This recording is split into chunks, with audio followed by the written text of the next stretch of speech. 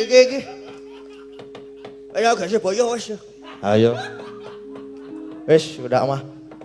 Ngomong terus. Heeh, aku kumat iki tak. Arep omong terus rasane iki. Ayo syo. Nah, arep omong terus ki omong apa? Omong kosong. Ndak meng Jo wis. Jo. Kae galo. Ndoro Ayu Dewi Ambiri. Sapa, Gong? Ambiri. Karimbi. Heeh, kae. Terus Ndoro Werkudara.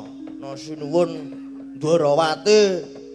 Ana Raden Ndara Gatotkaca, Ndara Janaka. Ya gek rono ya. Nyerak. Raden Sinoman awak dhewe bungku. Ya. Lho pitik wis kluruk. Yo wis wayahe seba. Nganggo apa, Gong? Manut. Anggo serapat. Ngawur, Gong. Wis yo.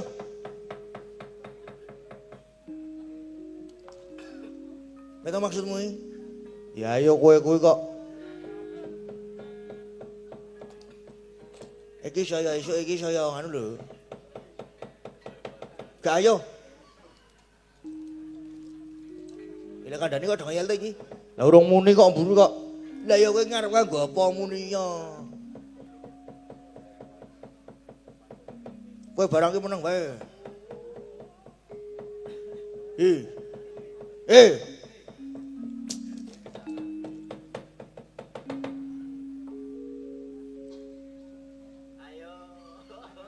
Satu, dua, anting.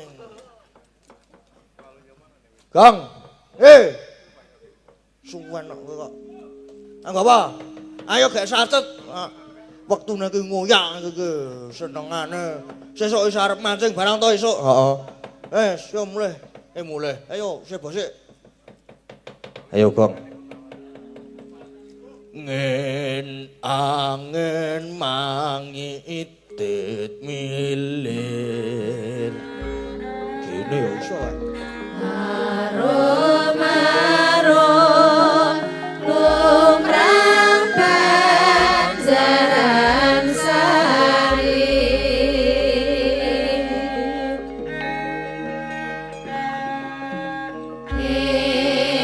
Angin amitit milir. Arum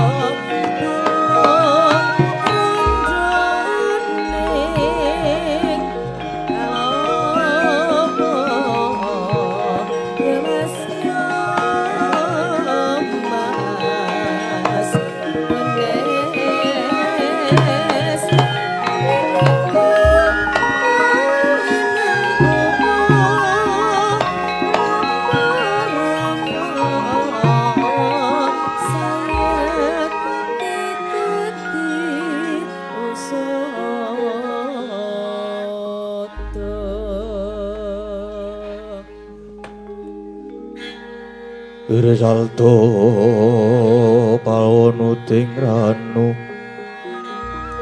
tresing karasanira dening anyut wani selingira Gusti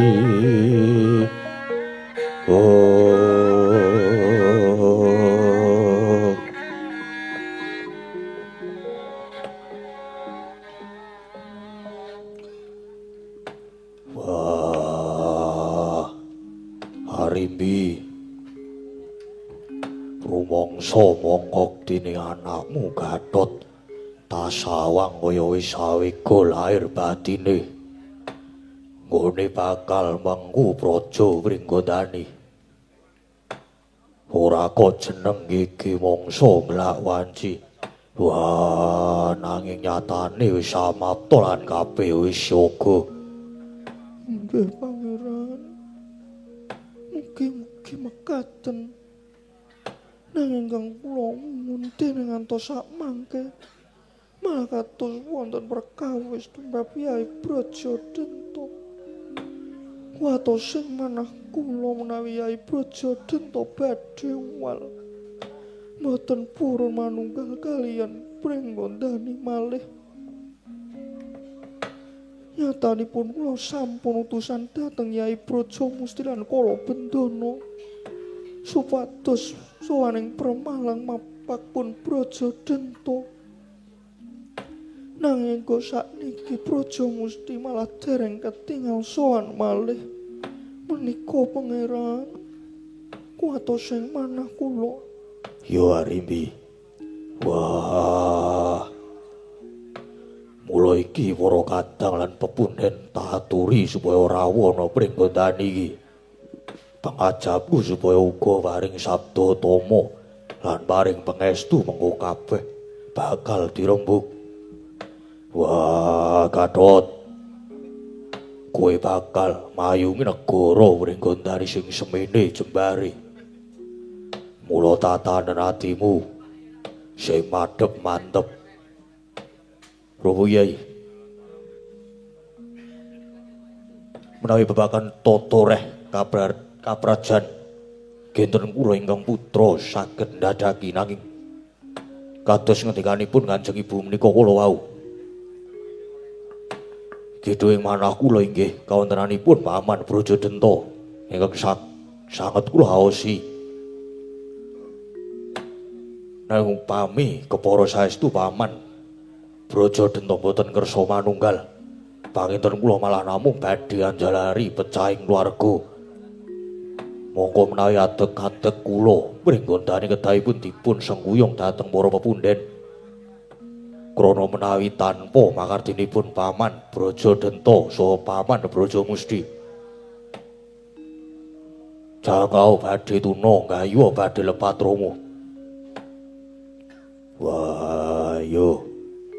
Cerita Kresna kakangku putramu Gatot wis sawega diwisuda dadi ratu nanging wah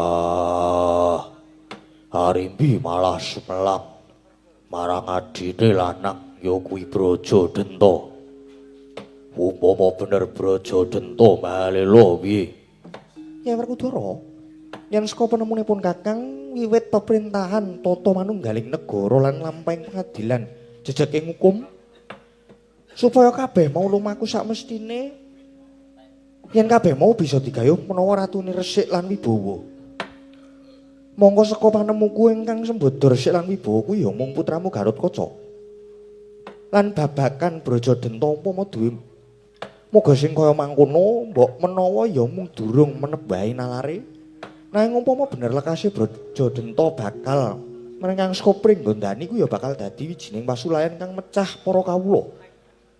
Saperangan melu Brajadenta, saperangan melu nyengkuyung anakku Gatotkaca. Mula babakan iki kudu sing pratitis lan kudu luwih waspada ngati-ati Kakang Mas Bratasena. Jlamrong piye? Kula inggih sarujuk dhateng pangendikanipun Koko Prabu Ndarawati.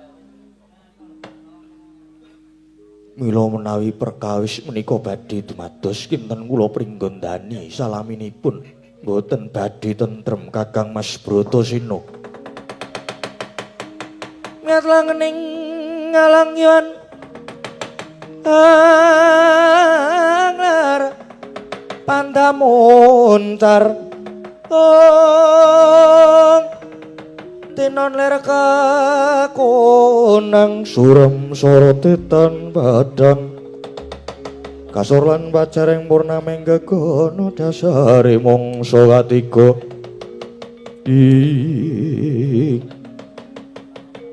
saking katebihan yo Mbak Yu Arimbi iki kepiye Mbak Yu Arimbi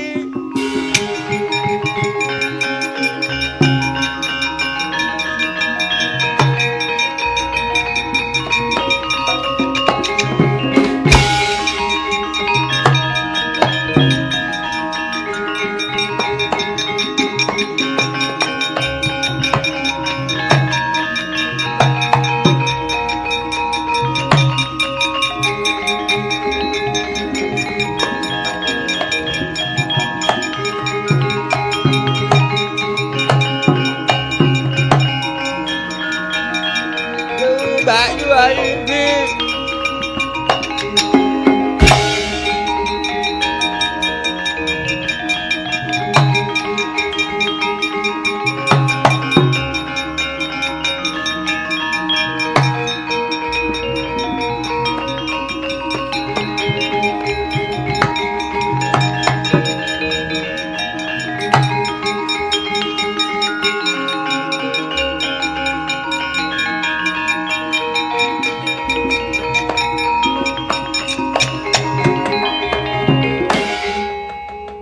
iki Jaka Cenyan Kenapa kula bentono? Keken Mbak Yu niki mau ceritane aku karo Kakang Brajamusti wis lakon sowan ana Kakang Brajadenta. Iya. Yen jebul nang ana wis ana. Dono karo cengkuni. Nek dane ngono Kakang Brajadenta ki ya nyengkuyung kaya anakku si Gatotkaca. Nek yo mergo ketekan donya, ketekan cengkuni. Banjur kena pengaduwe malah iki mbale yo arep gagalke Gatotkaca. Nganti iki mau Kakang Brajadenta lan Brajamusti do padu to suya. Wah, Gatot wis tuaken dawuh Kanjeng Rama.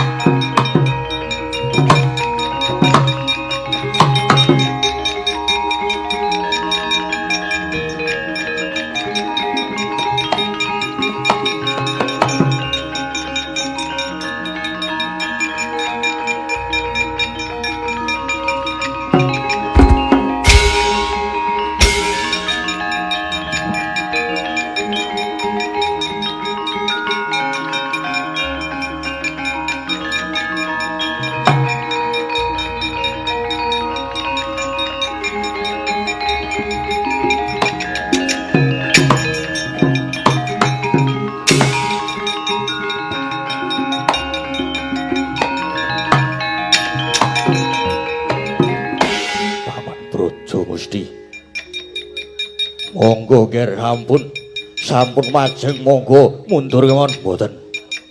Kula mboten badhe mundur, kula ingkang badhe merepeki. Kula ingkang badhe merepeki dhateng paman Brajadanta sampun. Ampun ger, ampun mboten kula badhe merepeki.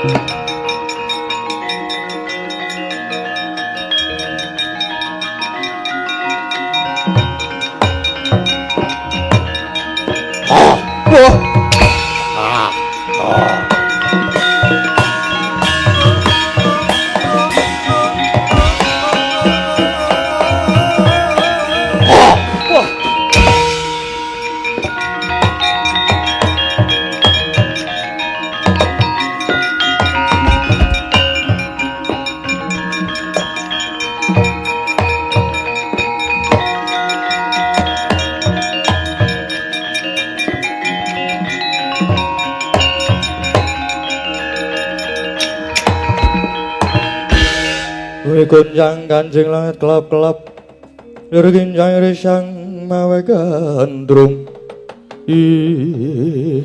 Duh paman kejawi kula ngaturaken pangabekti swanipun ingkang putra pun Gatotkaca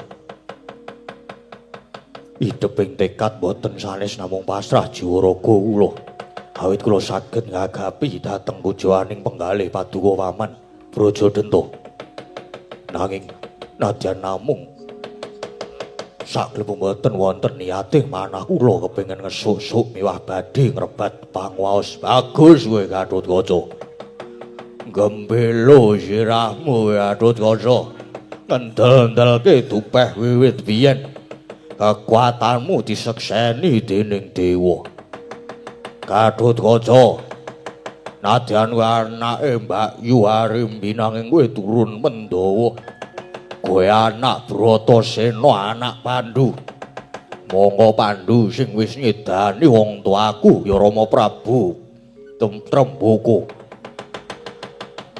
Sunoga bapakmu Bratasena ing ngalam Mbak Yu Harimbi nanging mateni sedulure tuwa ya Kakang Prabu Harimba tegese gelem ngrabi adine nanging moh karo dulure lanang luwih saiki wis kebukten yen to Pandhawa bakal nguasani Pringgondani. Wis cetha. Wiwit mbahmu Pandhu mung arep ngremehke bangsane buta. Saksirnane Kakang Harimba Pringgondani ana sak ngisor genderane Pandhawa. Negaraku dikeruk asile kaulaku dadi kere dele-dele ngerti? Aduh paman, babar pisan boten niat ngremehaken. Namung Hyang Pandhu nalika semanten sampun kabukten bilih anggenipun mangsa yuda lumawan Kanjeng Hyang Tremboko menika inggih awit dipun dukumba kaliyan tiyang ingkang boten tanggel jawab ora sang rembug babakan kowe Gatotkaca bagune kowe kelakon lungguh dampar kowe oleh lungguh dampar ana Pringgondani waton Brajadanta wis mati ayo mulayan pancen kowe perwira ngadeka jajar karo aku ayo Gatotkaca kowe ngadeka jajar karo pamanmu Brajadanta kowe aja mringkus nek kowe mringkus kowe ora gelem malah tak ajar kowe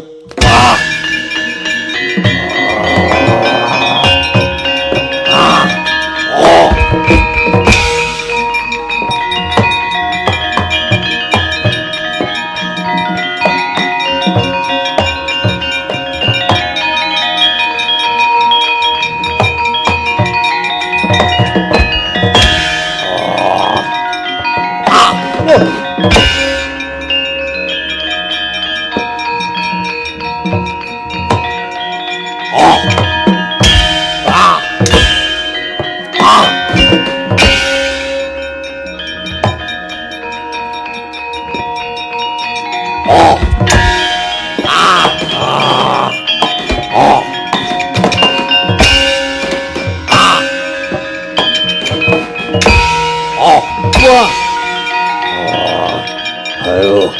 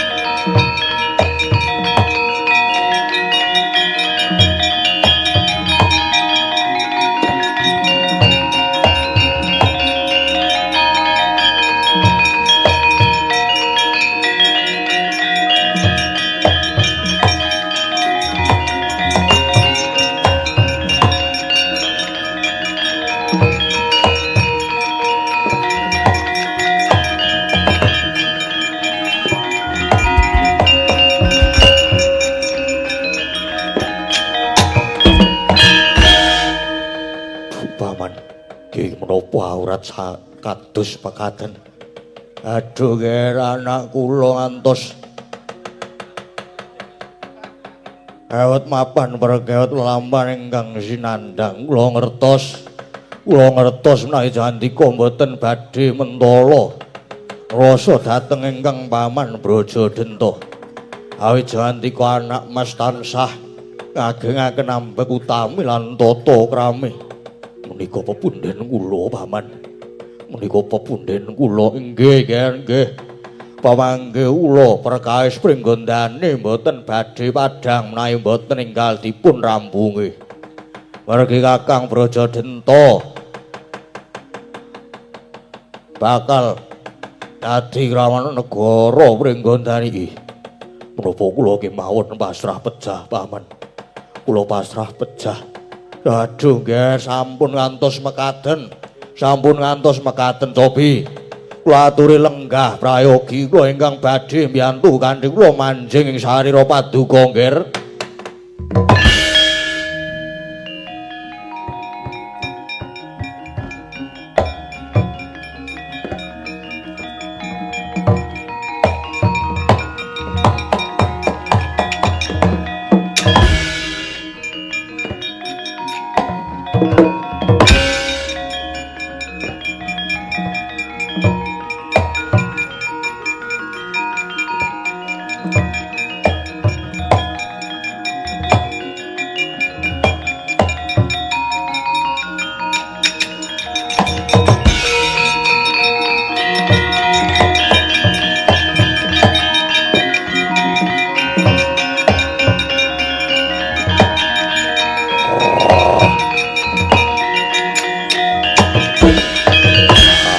Ojo, apa isih urang cetha gunem-gum? Duh paman, sepisan malih kula nyuwun gungan keparenga paduka mayungi dhateng kula. Mayungi apa?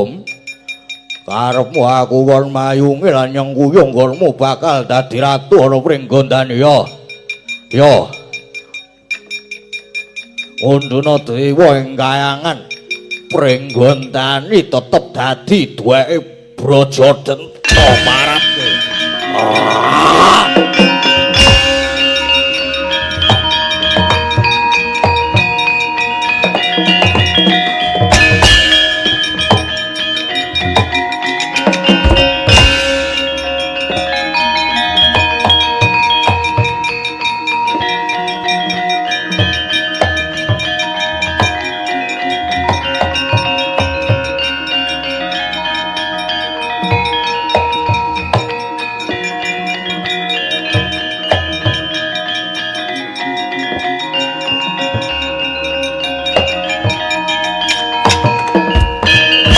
Bos dakep salungku juga Sang Gatotkaca. Eling-eling Sang Brajamusti wis manjing sajuga ing anggane. Angin Garuda mijil saking sarirane. Nanging mawa gondamrik angambar. Andur Gandana nempuh sarirane Sang Dedya Brajadenta blas ical saking Pandulu. Manunggal sajuga anggane Raden Gatotkaca.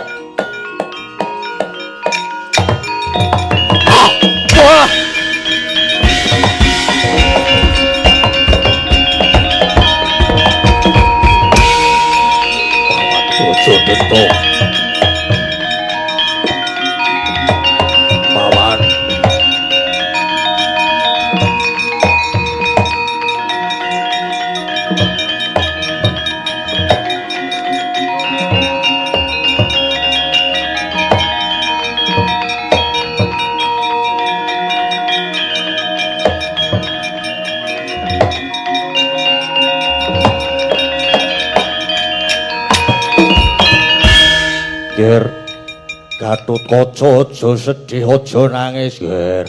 Aku pamanmu Brajadenta. Kowe aja sedih yo, Ger. Paman, kowe aja sedih. Sejatine aku karo Kakang Brajadenta iki mung aji-ajine Prabu Trembaka. Mula wiwit dina iki aku bakal mancing sarira ana anggamu dadi aji-aji Brajadenta Brajamusti.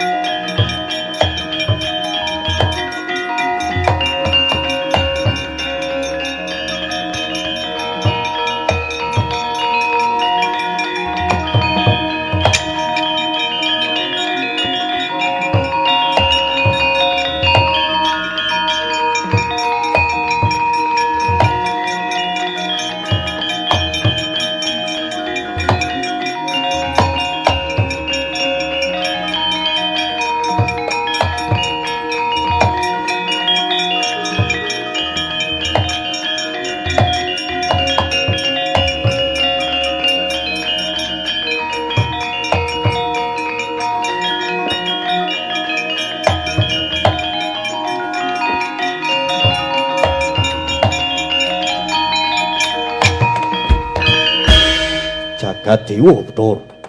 Putuku Gatotkaca sumunar cahyane anelai saindenging pringgondani. Duh Eyang, matur sembah nuwun Eyang. Majwawati kakekku. Wah, syukur mangayu bagya. Wah, mula rasa dadak kesuwen. Tak pasrahke ngresane kakekku. Yo Ger yo. Rening iki wis titiwanci ingsun uga ingkang bakal netepake wisudan Ratu Pringgondani. Putu Prabu Puntadewa, Putu Prabu Kresna kabeh wis supaya padha nekseni. Gatotkaca, apa jeneng sira wis samapta wis sawiga lair batinmu Gatotkaca? Iya. Nyuwun pangestu Eyang. Yo Ger yo. Laun mangkono Werkudara lan Arimbi. Putramu Gatotkaca enggal lungguhna dampar keprabon negara Pringgondani tumuli tak kepiyake tak biarakake.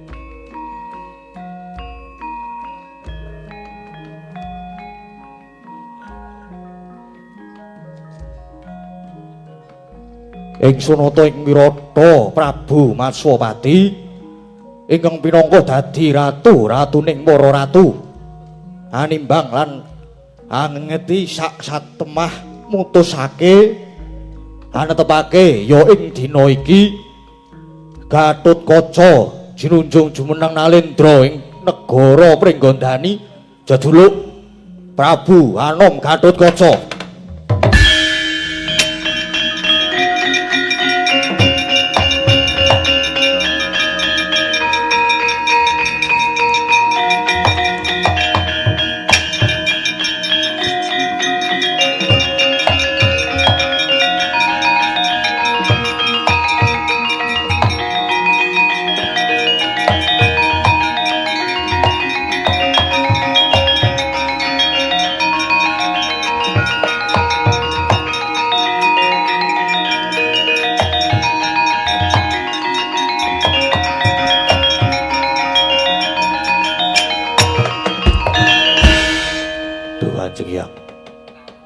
Sangat ngaturaken panuwun namung pangestunipun Kanjeng Hyang ingkang kula suwun. Ya Putu Prabu Gatotkaca ya.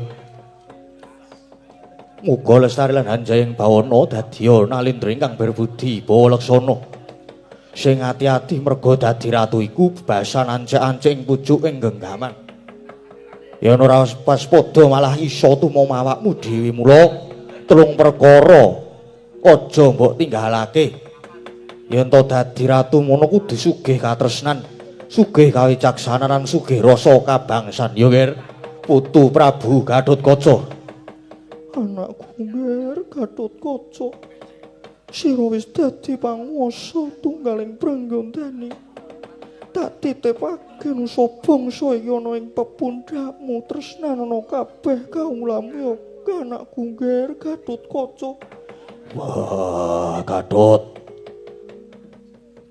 Bombong sing tanpa guna dene wis dadi ratu Pringgondani sing praetna lan waspada senat sing praetna lan waspada Nger Gatot.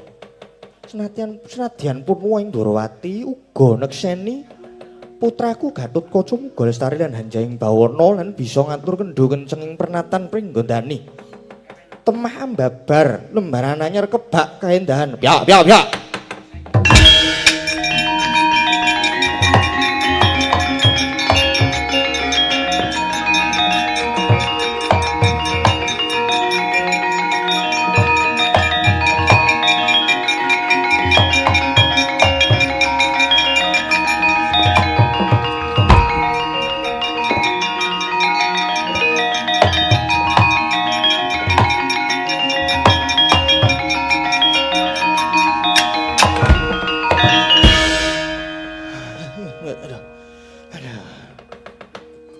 Ketiwasan wonten jawi amu-amuan kabeh.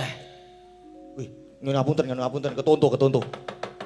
Ketiwasan Ndara, ketiwasan sinuwun, ketiwasan. Rantak-rantak prajurit saking negari Ngastina inggih Kurawa ngamuk wonten Pringgondani Gatot.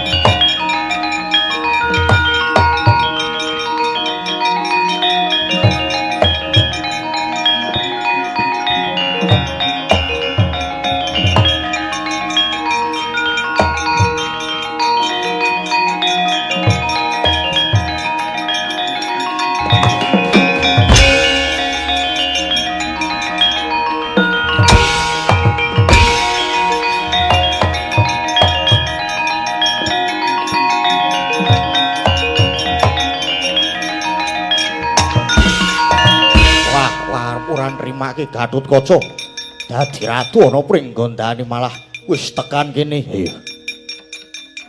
Mundur bali ana negara Mestina wegah. Aku bakal kae gelem ngewenehke negaramu pringgondane apa ora? Aku ora nrimake yen kowe sing dadi ratu ana pringgondane. Wah.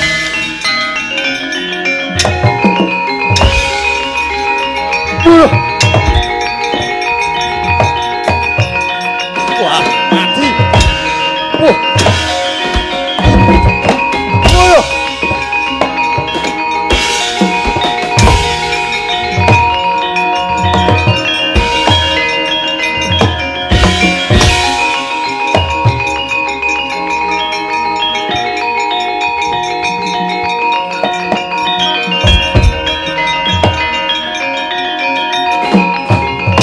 Wah, mati. Wah. Wah.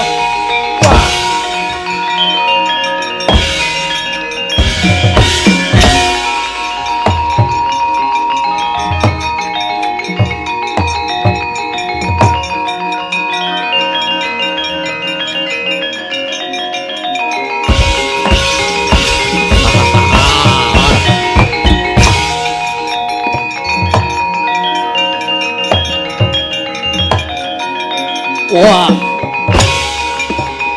Ah. Putar kowe. Oh. Wah lo. Wah.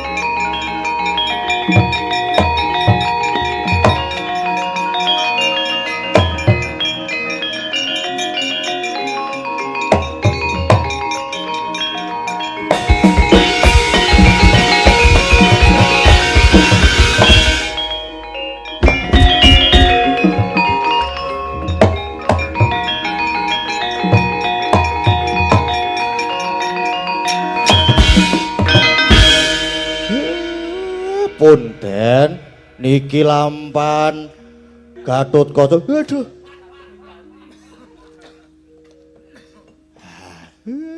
Jenengan niku kok usil to? Ampun. Niki sampun paripurna.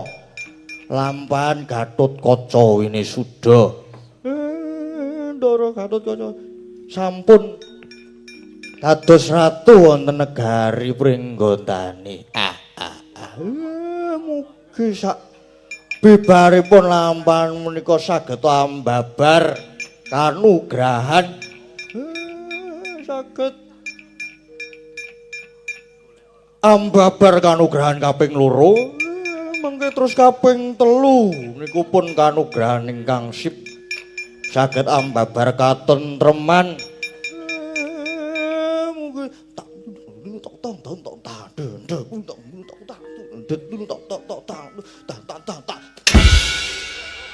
wah, Jan. Aku karo nyuli tayungan kowe ora oleh. Tersinggung, ngono wae tersinggung. Wah. Arep ketok ekses sedilo, ki mau metu gara-gara tok, Mas. Ekses sedilo. Senengane kok.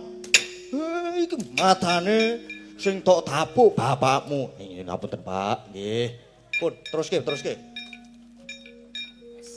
Dudah.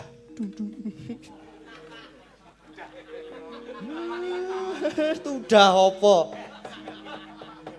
Aku ya jane krungono sing muni kon tungdah. Mbasan ditungdah bul kleru. Ya wis ora dadi apa. Sing penting niki lampane sampun padhang pun bubar sampun paripurna. Niku mengke urusane nang mburi klir kalih kula.